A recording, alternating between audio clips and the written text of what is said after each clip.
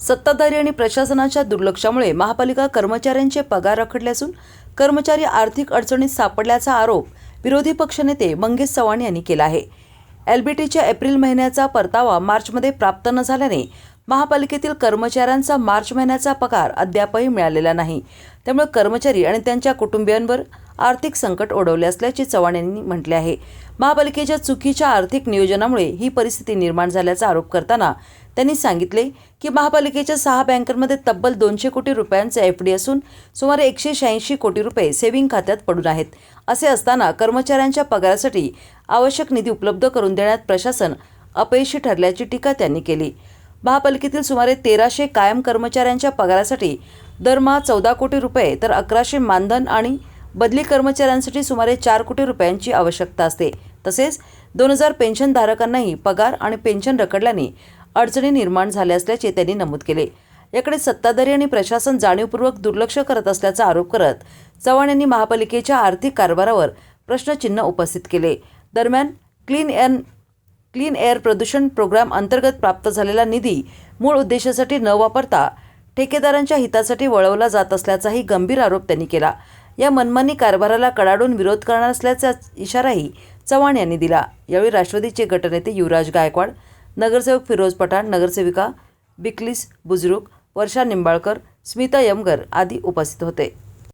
सांगली महापालिका प्रशासनाच्या वतीने अद्यापी कर्मचाऱ्यांचे कोणतेच पगार होऊ शकले नाहीत। त्याचं कारण प्रशासनाला विचारत असताना प्रशासनाकडून अशी माहिती आली की एलबीटीचा जो परतावा किंवा एलबीटीचा जो फरक शासनाकडून दर महिन्याला येत असायचा, हा परतावा आला नसल्यामुळं कर्मचाऱ्यांचे पगार व कर्मचाऱ्यांचे पेन्शन होऊ शकलं नाही। तर ह्यापूर्वी अशी पद्धत असायची की बँकेच्या ठेवीमधून ते पैसे कर्मचाऱ्यांचे 1 ते 5 तारखेपर्यंत भागवले जायचे, पण अद्यापही भागवले नाहीत। तर काही कारणास्तव महापालिकेकडून महापालिकेच्या ठेवीमध्ये पैसे न ठेवता बँकेच्या सेव्हिंग अकाउंटवर ठेवण्यात आलं असल्यामुळं हे पगार होऊ शकले नाहीत। तर माझी प्रशासनाला एवढी विनंती आहे की येणाऱ्या 2 दिवसात ह्या कर्मचाऱ्यांचे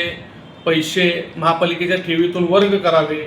जे पैसे आत्ता सध्या बँकेच्या अकाउंटमध्ये सेव्हिंग अकाउंटमध्ये शिल्लक आहेत ते ठेवीत रूपांतर करून त्यातले जेवढी अमाऊंट कर्मचाऱ्यांसाठी लागणार आहे ती कर्मचाऱ्यांना देण्यात यावी। कारण बरेच कर्मचारी असे आहेत की ज्यांनी पगारावर कर्ज काढले, ज्यांचे पगारातून घर बांधले असेल किंवा त्यांच्या वैयक्तिक जीवनासाठी पैसे वापरले असतील ते त्यांच्या पगारातून कट होत असतात। काही दवाखान्यासाठी खर्च होत असतात, काही दैनंदिन जीवनामध्ये पैसे खर्च होत असतात। तर अशीच बरीच कर्मचारी वारंवार मला भेटत असल्यामुळं की प्रशासनाच्या ह्या गोष्टी मी निदर्शनास आणलं आणि प्रशासनानं या ठिकाणी येणाऱ्या 2 दिवसात ह्या सर्व कर्मचाऱ्यांचा पगार करण्याची जबाबदारी या ठिकाणी घेतली आहे। त्याबद्दल मी सर्वांचा आभार पण मानतो आणि इथून पुढं अशा पद्धतीची चूक प्रशासनाकडून होऊ नये याची काळजी घ्यावी एवढीच मी प्रशासनाला विनंती करतो।